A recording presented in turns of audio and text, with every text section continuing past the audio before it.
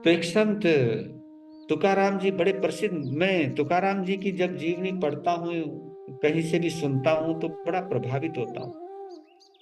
बड़े अद्भुत थे, निराले संत थे, घर गृहस्थी में रहते थे, लेकिन उनको संत की पदवी मिली है। वास्तव में ये कहा था, घर में रहते हुए भी संत हुआ जा सकता है। और हमारे 15 प्रकार के सिद्ध हुए हैं, तो सिद्धों में गृहस्थ लिंग सिद्धा भी है, जो गृहस्थी से भी सिद्ध हुए हैं। यानी परमात्मा से मिलने के लिए घर बार छोड़ना जरूरी नहीं होता है, बस उसको स्वीकार करना जरूरी होता है। दिल से स्वीकार कर लो, चाहे तुम घर में रहो, चाहे जंगल में रहो, कहीं पे भी रहो, क्या फर्क पड़ता है। तो उनका स्वभाव बड़ा मधुर था तुकाराम जी।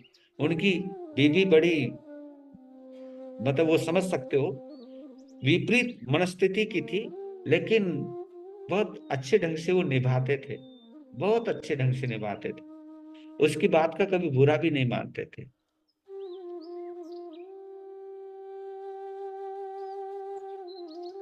तो एक बार उनका एक भक्त उनके दर्शन करने को आया। उन्होंने कहा, गुरुदेव, आप अपना व्यवहार इतना मधुर कैसे बनाए रखते हो? ना तो आप किसी पे क्रोध करते हो, और ना ही आप किसी के बुरे व्यवहार का कोई बुरे अंदाज में जवाब देते हो। आपका व्यवहार बड़ा मीठा है। और इस मधुर व्यवहार का रहस्य क्या है, ये हमें बता दीजिए। तो तुकाराम जी ने उनकी तरफ आंख भर के देखा प्यार से। उन्होंने कहा कि देख, मैं अपने मधुर व्यवहार के रहस्य के बारे में इतना तो जानता नहीं हूं, लेकिन मैं तेरे रहस्य को जान रहा हूं। क्या जी, क्या? रविवार का दिन था कि अगले रविवार को शाम को 6 बजे तक आपका स्वर्गवास हो जाएगा।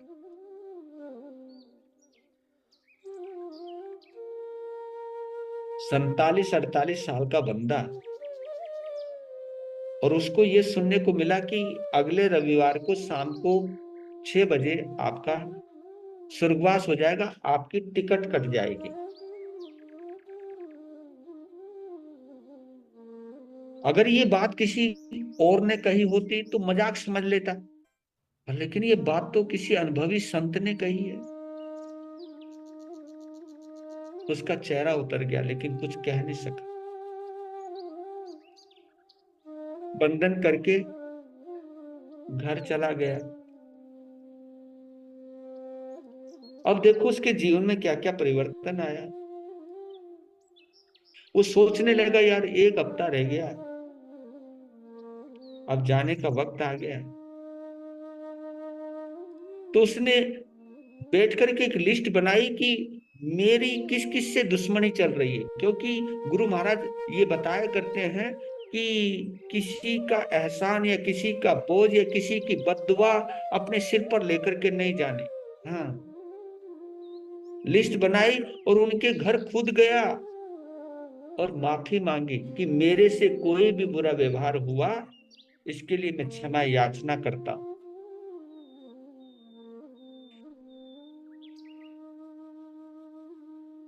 घर में सब्जी और रोटी भी अच्छी नहीं बनी तो कोई नहीं, कोई नहीं, खाली, बहुत खाली, अब क्या करेंगे, किसी को कुछ नहीं कहा। लड़ाई के 1-2 प्रसंग उपस्थित हुए, मन ने कहा कि लड़के क्या करेगा, अब तो जाने की बारी तो आ गई।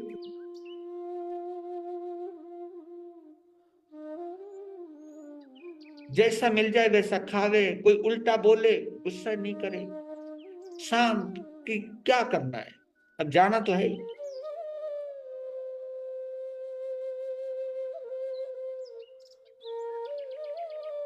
दुकान पर बैठे तो बेईमानी ना करे, बेईमानी करके क्या करूंगा, किसके लिए, जाना तो है ही।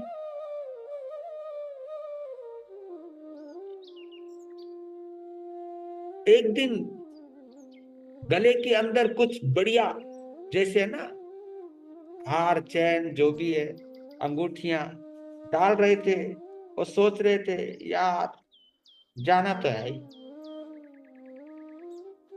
गले में हार भी पड़े तो अहंकार नहीं, सामने देखा, बंदे ने दर्पण में अपने आप को देखा और कहने लगे बंदे थोड़े दिन और देख ले, जाना तो है ही। यार बंदा बदल गया। रविवार का दिन आ गया, उसने सोचा कि जाते जाते गुरु महाराज के दर्शन हो, एक बार और कर लूं, फिर जाना तो है ही।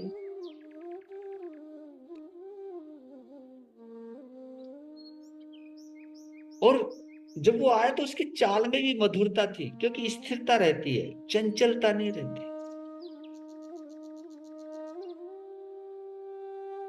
गुरुदेव को प्रणाम किया कि गुरु महाराज आज शाम को 6 बजे विदाई है, मेरे से कोई भी गलती हुई हो मुझे माफ करो, कोई भी भूल हुई हो अपने बच्चे को नादान समझ के माफ करना।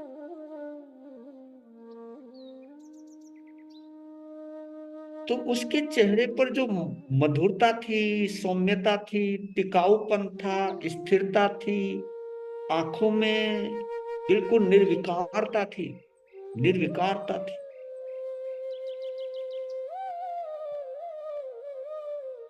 तो तुकाराम जी ने बोला, भक्त एक बात बताओ, ये 7 दिन में आप कितनों से लड़े? लड़ना, मैं किसी से नहीं लड़ा, बस आपकी बात अंदर घुस गई, जाना तो है ही। अब मैंने सबसे माफी मांग ली, किसी ने कुछ बुरा कहा भी मेरे साथ, मैंने कुछ बुरा माना ही नहीं। कुछ सोचा कि आखिरी समय में दिमाग खराब नहीं करना, अब टिकट कटने का वक्त आ गया, गुरु महाराज का परम उपकार हो गया कि कम से कम 7 दिन पहले मुझे पता चल गया, मैंने जो जो भी गलतियां की थी सबसे माफी मांग ली, और किसी के साथ बुरा व्यवहार नहीं किया और ना क्रोध किया।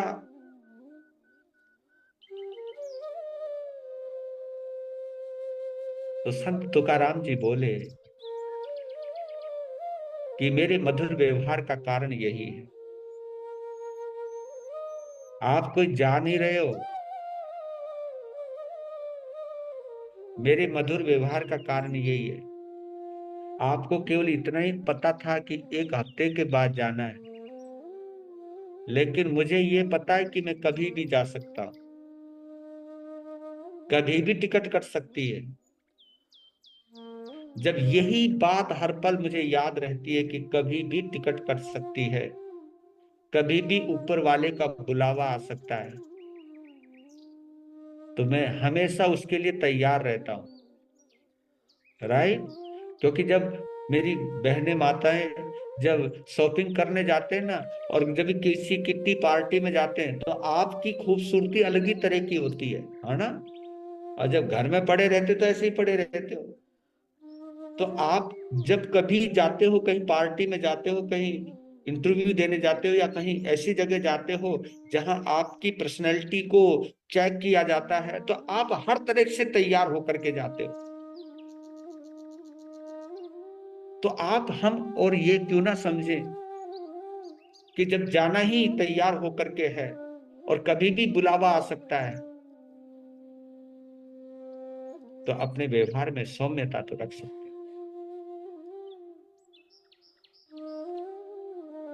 उस भक्त ने कहा गुरुदेव मान गए, कहा कि मैं कुछ भी कहता तेरे पल्ले नहीं पड़ता है, लेकिन ये मैंने, तुम इतने दुखी रहे होंगे। नगर जी दुखी नहीं रहा, हाँ ठीक है जाना है ये, पर लेकिन आपने मुझे सही समझ दी है। और उसके बाद उस भक्त ने वैसा ही जीवन जिया। और यही तो बात भगवान महावीर कहते हैं, संयम गोयम मा पमाए, कि हे गौतम तू समय मात्र का भी प्रमाद मत कर। जय हो।